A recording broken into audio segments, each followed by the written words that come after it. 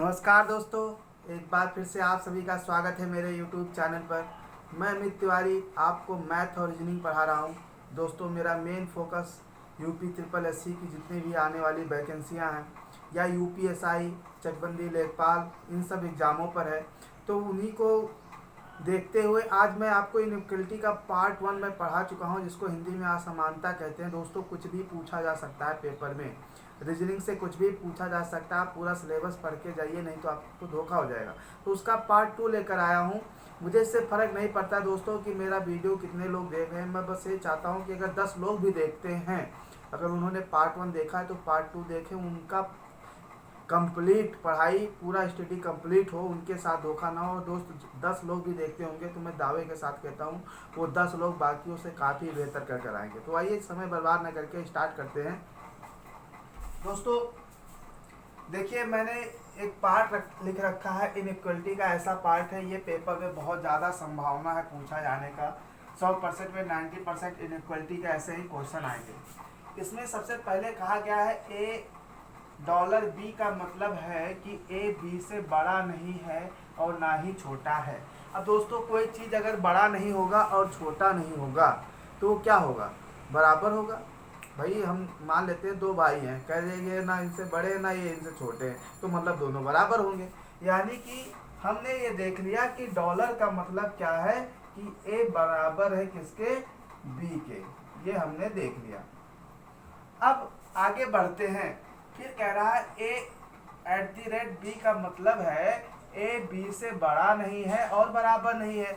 और जब बड़ा और बराबर नहीं है तो क्या होगा? छोटा होगा। तो हमने देख लिया कि एट दी रेट का मतलब ये कह रहे हैं कि ए बी से बड़ा नहीं है और ना ही बराबर है, मतलब ए बी से छोटा है, ये कह रहा है। आगे ध्यान से देखिएगा दोस्तों, ये बात हमारे समझ में आ गई। अब कह रहा है ए परसेंटेज बी का मतलब है कि ए बी से छोटा नहीं है और ना ही बराबर है। तो कोई चीज़ छोटा और बराबर नहीं तो मतलब बड़ा होगा, यानी परसेंटेज का मतलब ये कह रहा है कि ए बड़ा है बी से। आगे चलते हैं। अब दोस्तों फिर क्या कह रहा है कि ए एंड बी का मतलब है ए बी से छोटा नहीं है। अगर ए बी से छोटा नहीं है तो दो संभावनाएं हैं, बड़ा भी हो सकता है और बराबर भी। तो हम लिखेंगे ऐसे कि एंड का मतलब होगा कि ए बी से छोटा नहीं है, मतलब बड़ा भी हो सकता है और बराबर भी हो सकता है। आगे चलते हैं। फिर कह रहा है ए हैश बी का मतलब है ए बी से बड़ा नहीं है। बड़ा नहीं है तो इसका मतलब क्या हो सकता है? छोटा भी हो सकता है, बराबर भी हो सकता है। बस भैया, इनका काम खत्म। अब इनका काम खत्म, इनका बस इतना काम था। बस हमको इस चीज़ को समझना है। ये एक तरीके से फार्मूला बता रहा है कि आपको ऐसे ही काम करना है जो भी क्वेश्चन दिया होगा। अब क्वेश्चन में दूसरे लेटर दिए होंगे, एक कथन दिया होगा और एक निष्कर्ष दिया होगा। और कौन सा कथन सही है, उसका कौन सा निष्कर्ष सही है, यहाँ पर ऑप्शन दिया हुआ केवल एक, केवल दो। ध्यान से देखिए दोस्तों, मैंने या तो एक या तो दो। तो मैं आपको इधर आर वाला कंडीशन बताऊंगा। 100% में से 90% लोग कंफ्यूज रहते हैं इधर आर वाला कॉन्सेप्ट क्या होता है। तो उस कंफ्यूजन को मैं आज आपसे बिल्कुल दूर कर दूंगा। आप पढ़ाई में एवरेज से कम भी हैं तब भी आप बिल्कुल 100% समझ जाएंगे। तो चलिए अब क्वेश्चन की तरफ बढ़ते हैं, देखते हैं, क्वेश्चन से समझते हैं। अब इसका कोई मतलब नहीं, मैंने इसको खत्म कर दिया। इसका मतलब बस इतना था, ऐसे ही आपको भी लिख लेना है। अब क्वेश्चन क्या लिखा हुआ है, ध्यान से देखिए। लिखा हुआ है कि W, सबसे पहले आपको कथन दिया जाएगा। कथन आपको दिया हुआ है, कथन या स्टेटमेंट कहा जाएगा इंग्लिश में, कि W एंड P, फिर लिखा है P परसेंटेज G, और उसके बाद में लिखा हुआ है G at the rate I, और फिर लिखा हुआ है I हैज M, ये लिखा हुआ है। और आपको निष्कर्ष दिया गया है, ध्यान से देखिए। निष्कर्ष क्या दिया गया है? निष्कर्ष दिया गया है आपको, निष्कर्ष दिया गया है N के बाद परसेंटेज लगाया गया W, ये पहला निष्कर्ष है। और ये दूसरा निष्कर्ष दिया गया है N के बाद हैज लगाया गया है और W दिया गया है। अब हमें काम क्या करना है, हमने इनइक्वलिटी का पार्ट 1 पढ़ा दिया दोस्तों। पार्ट 1 अगर आपने देख रखा है तभी आप देखिएगा पार्ट 2, नहीं तो समझ में नहीं आएगा। अब देखिए यहाँ पर सबसे पहले हमको बदलना है। देखो ये क्या कह रहा है, ये कह रहा है कि W, इसका मतलब क्या है, ये एंड लिखा हुआ है, मैंने एंड लिखा है, बहुत ध्यान से समझिए। यहाँ पर ये एंड लिखा गया है, यहाँ पे भी मुझे ये एंड ही लिखना था, ठीक है। तो ये एंड लिखा हुआ है, तो ये एंड लिखा हुआ है, आप समझिए। तो ये W एंड का मतलब क्या होता है, ये ऐसा वाला चीज, मतलब W P से बड़ा है या उसके बराबर है।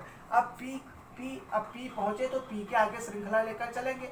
अब P के आगे जब श्रृंखला लेकर चलेंगे तो यहाँ पर लिखा हुआ परसेंटेज, मतलब P बड़ा है G से। परसेंटेज का मतलब क्या होता है, बड़ा, मतलब P बड़ा है G से। अब G के बाद एट दी रेट का मतलब क्या होता है, छोटा, मतलब G छोटा है I से। यहाँ पे लिखा हुआ है, ध्यान से देखिए, तो G छोटा है I से। और I के बाद में लिखा हुआ है हैश का मतलब क्या होता है कि I छोटा या बराबर है किसके, N के। ये हो गया। तो दोस्तों एक चीज ध्यान से देखना, पार्ट 1 में मैंने बताया था कि यहाँ से क्या हो जाएगा, रिलेशन खत्म हो जाएगा, यहाँ से रिलेशन खत्म हो जाएगा।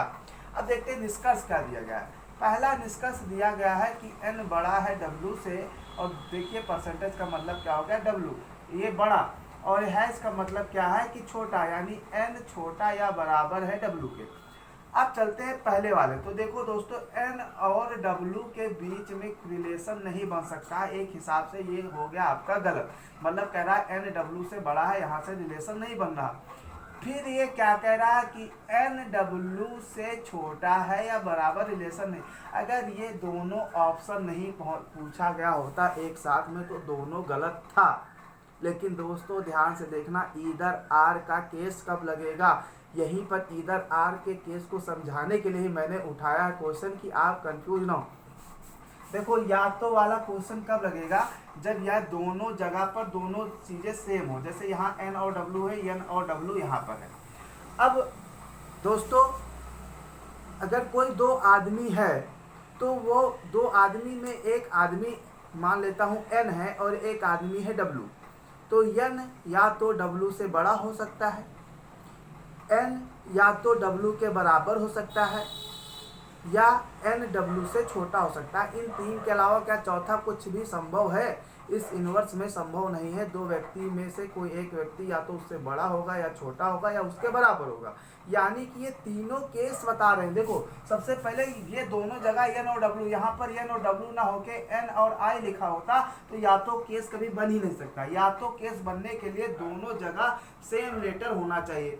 अब ये देखो, ये कह रहा है कि n W से बड़ा है और ये कह रहा है n W से छोटा है या बराबर, मतलब इसने पूरी बात कह दी, इसने पूरी बात कह दी, मतलब दोनों निष्कर्ष मिलाकर ये बात कह दिया, या तो बड़ा होगा या तो छोटा होगा या तो बराबर, यानी ये दोनों मिलकर एक सत्य बात कह रहे हैं।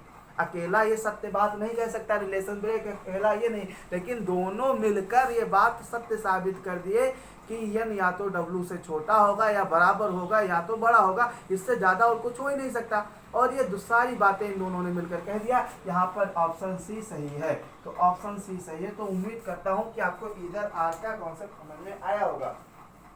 तो दोस्तों आगे चलते हैं, देखते हैं अगले क्वेश्चन की तरफ। देखते हैं अगला क्वेश्चन क्या है। अब अगला क्वेश्चन दिया गया है कि कथन दिया हुआ है u @ y, फिर दिया हुआ है d and e, $, फिर दिया हुआ है e%y, और उसके बाद में दिया हुआ है y and w, ये दिया हुआ है। आपका निष्कर्ष क्या दिया गया है, निष्कर्ष ध्यान से देखिएगा। निष्कर्ष आपका दिया हुआ है u @ y, और दूसरा निष्कर्ष दिया हुआ है W%d, ये दिया हुआ है। अब हम इसको चेंज करते हैं। देखिए @ का मतलब क्या है कि u छोटा है y से। अब हमें दोस्तों अब y ढूंढना है। y हमारे पास यहाँ पर, देखो हम यहाँ से श्रृंखला नहीं जोड़ सकते, मैंने पहले पार्ट में बता रखा है। यहाँ पर देखो ये लिखा हुआ है क्या, बहुत ध्यान से समझना। e% y का मतलब क्या है कि e बड़ा है y से, और यहाँ पर क्या है y इसका मतलब क्या है कि y बड़ा है और w। तो अब ध्यान से देखना दोस्तों, अब अगर हम पहले ये उठा लाते हैं तो डी ई, तो ये हम नहीं जोड़ पाएंगे। तो हम सबसे पहले क्या करते हैं, बहुत ध्यान से समझना, यहाँ पर है कि y बड़ा है या किसके है, w के, ये बात कही गई है। तो दोस्तों हम ध्यान से देखिए हम कैसे चलते हैं, श्रृंखला को आगे कैसे लेकर चलते हैं। अगर हम यहाँ से चले तो ये हो गया क्या कि y छोटा हो गया किससे, e से। आप देखो ये ओपन वाला मुंह e की तरफ है, और e यहाँ से देखिए, यहाँ से ध्यान से देखिएगा, डी और लिखा हुआ है डॉलर, मतलब डी बराबर है ई के, मतलब ई बराबर है डी के। अब ये कहा जाए कि ये डब्लू कहाँ जोड़े, तो डब्लू जोड़ने का कोई तुक नहीं बनता है। यहाँ पर दो आपका बनेगा, ध्यान से देखिएगा, एक ये बन गया और एक आपका ऐसे बनेगा, यू छोटा है वाई से और वाई बड़ा और है डब्लू के। ये इस तरीके से बन चुका है। इस चीज़ को समझिए, यहाँ पर दो अलग अलग बनेंगे, ज़रूरत पड़ा तो इनको कैसे एडजस्ट करना वो आपको समझना होगा। अब देखिए कैसे एडजस्ट किया जाएगा उसको समझते हैं। जैसे लिखा हुआ है u@y, मतलब u y से छोटा है, और दूसरा क्या है w%d, मतलब w बड़ा है d से।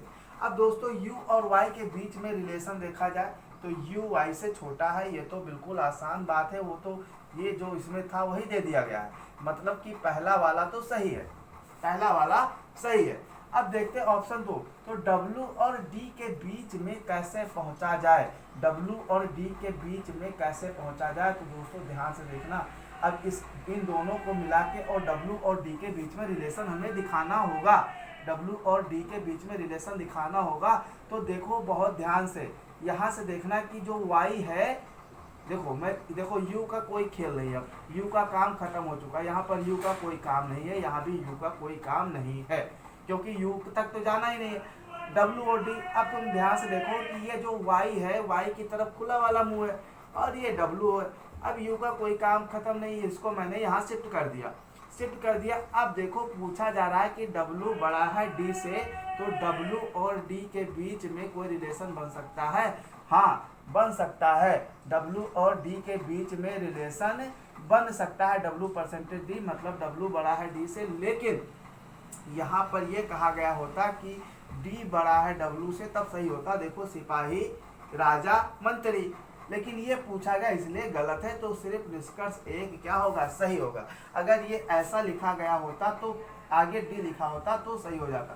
तो मैंने यहाँ पर सिखाया कि इसको कैसे जोड़ा जाएगा। दोस्तों मैं चाहूँ तो आसान क्वेश्चन बता सकता हूँ, लेकिन उससे सिलेक्शन नहीं हो सकता है। मेरा मेन मकसद ये है आपको रीजनिंग लेवल का देना। मैं हमेशा पढ़ाई लेवल का दूंगा, कठिन क्वेश्चन जैसे पेपर में आएंगे उसी तरीके का पढ़ाऊँगा जैसे वीडियो के पेपर में आया हुआ था। आगे चलते हैं, देखते हैं अगले क्वेश्चन की तरफ। तो यहाँ पर सिर्फ ऑप्शन एक, केवल एक सही है। ये आपको उम्मीद करता हूँ समझ में आया होगा कैसे जोड़ना है, ठीक है। जब तक आप वीडियो पहला नहीं देखेंगे आपको वीडियो 2 से कुछ भी समझ में नहीं आने वाला। चलिए अब ये अगला क्वेश्चन है, Z%n, n के बाद यहाँ पर हैज लगा हुआ है, और k के बाद आपका डॉलर है, फिर m है, और m के बाद है @ और फिर लिखा हुआ है r। ये आपका कथन हो गया, ये आपका कथन है। अब देखिए निष्कर्ष क्या दिया गया है, निष्कर्ष पे चलते हैं। निष्कर्ष आपका दिया गया है $n, और दूसरा निष्कर्ष दिया गया है M%n। अब दोस्तों देखना Z%n, मतलब Z बड़ा है n से, Z बड़ा है n से। आप यहाँ देखते रहिएगा। अब फिर है n के बाद हैश, तो n छोटा और बराबर है k के, और k के बाद में आपका ये वाला साइन है, और इस साइन का मतलब क्या है, k बराबर है m का, डॉलर का मतलब, और m के बाद @ मतलब m छोटा है r से। ये ऑप्शन दे दिया गया। अब पूछा गया है कि m बराबर है n के, और दूसरा पूछा गया है कि n बड़ा है n के। तो ध्यान से देखिए दोस्तों, m और n, सबसे पहले m बराबर है n के, तो m और n के बीच में यहाँ पर मंत्री भी हैं और सिपाही भी हैं, तो इनको किसकी बात माननी चाहिए थी, मंत्री की ये मान है, सिपाही की ये हो गया गलत। अब चलते हैं m और n के बीच में। अब m बड़ा है n से, तो दोस्तों m और n के बीच में देखा जाए या तो मंत्री होंगे या तो क्या होंगे, सिपाही होंगे। तो यहाँ पर आपको मंत्री की बात माननी है या सिपाही की, ये भी गलत। लेकिन दोस्तों यहाँ फिर से इधर आर का केस लग रहा है। मैं आसान क्वेश्चन नहीं लेकर आया हूँ, मैं कठिन ही क्वेश्चन लेकर आया हूँ आपको समझाने के लिए, एक बेहतर अंडरस्टैंडिंग के लिए। देखिए अगर कहा जाए, ये कह रहा है एम, देखो यहाँ पर सही क्या होता है, यहाँ पर सही होता ये। अगर आपको बोलना होगा तो इसको कैसे बोलोगे, एम एन से बड़ा है या एम एन के बराबर है। आप इसको एक बार बोल के कोशिश कीजिए, एम एन से बड़ा है या एम एन के बराबर है। और इन दोनों ऑप्शन को आप मिला ले तो क्या कह रहे हैं, एम एन से बड़ा है या एम एन के बराबर है। अगर इन दो ऑप्शन को मिला ले तब ये बात यही तो कह रहे हैं। तो फिर जब दोनों जगह सेम थिंग हो, और ये देखो अगर यहाँ पर आपका m की तरफ बड़ा वाला मुंह है और n की तरफ है, तो आप क्या कहेंगे, एम एन। देखो इसका मतलब है ना, यहाँ m और n के बीच में सही रिलेशन यही बनेगा, बाकी कुछ नहीं बनेगा। लेकिन ये दोनों मिलकर यही बात तो कह रहे हैं कि m n से बड़ा है या m n के बराबर, यानी यहाँ पर फिर इधर r वाला केस ऑप्शन 3 क्या हो जाएगा, सही हो जाएगा। अगर दोस्तों कहीं पर ये ऐसा बन रहा होता रिलेशन, ये मान लेता हूँ कि इस तरीके से होता, ठीक है, इस तरीके से होता, तब ये दोनों गलत हो जाते, क्योंकि ये दोनों कह रहे हैं कि m या तो n से बड़ा है या बराबर है, जबकि m या n से या तो छोटा या बराबर, तब नहीं सेटिस्फाई होता। लेकिन जब ये इस तरीके से है तो सेटिस्फाई होगा। तो आपका मेन मकसद यही है कि इधर आर वाले केसों को समझिए, उसी पे आपका सिलेक्शन है। ठीक है, आगे चलते हैं, क्वेश्चन और देखते हैं। आप लेवल की चीज़ें पढ़िए, आप बस लॉलीपॉप पढ़ते हैं, छोटी छोटी चीज़ें बिल्कुल आसान सा, और सोचते हैं कि आप नौकरी पा जाएंगे, तो आप नहीं पाएंगे। बिना दिमाग खर्च के आपको नौकरी अब तो नहीं मिलने वाली, सरकारी नौकरी भूल जाइए। अभी आपने देखा है कि अभी शिक्षक भर्ती का रिजल्ट आया है, लड़कों ने क्या किया है कि जो नंबर है, नंबर उन्होंने बना रखे 140 से 50 के बीच में, और जो बीटीसी की तैयारी करते हैं वो इस समय फेसबुक पर कमेंट कर रहे हैं कि ये धांधली हुआ, इतना बना ही नहीं सकते हैं। दोस्तों कंपटीशन जो बीटीसी पहले आसानी से नौकरी मिल गई थी, वैसा अब नहीं मिलने वाला है। ठीक है, बीएड के लोग पता नहीं कब से खाली बैठे हैं, पीसीएस की तैयारी कर रहे हैं, कोई इंटर कॉलेज में पढ़ा रहा है, कोई कोचिंग में पढ़ा रहा है, कोई कहीं पढ़ा रहा है, तो वो उनके साथ उनका कंपटीशन हो गया। तो अब कंपटीशन वो ज़माना चला गया। ऐसे ही हर क्षेत्र में कंपटीशन बहुत टफ है। आप आसान चीज़ पढ़कर सोचते हो सिलेक्शन हो जाएगा, तो इस जन्म में तो भूल जाइए, इस समझ में फिर आप समझ लीजिए आपको प्राइवेट जॉब ही करनी पड़ेगी। आगे चलिए, अब ये लिखा हुआ है B% F और B% K, ये लिखा हुआ है, ये आपका निष्कर्ष है। अब देखिए यहाँ से देखते हैं, ये निष्कर्ष दिया हुआ है और ये आपका कथन है। अब कथन को मैं पहले कंप्लीट ही करता हूँ। तो देखो ये लिखा हुआ है, एंड का मतलब B बड़ा है या बराबर है P के, परसेंटेज का मतलब होता है P बड़ा है T से।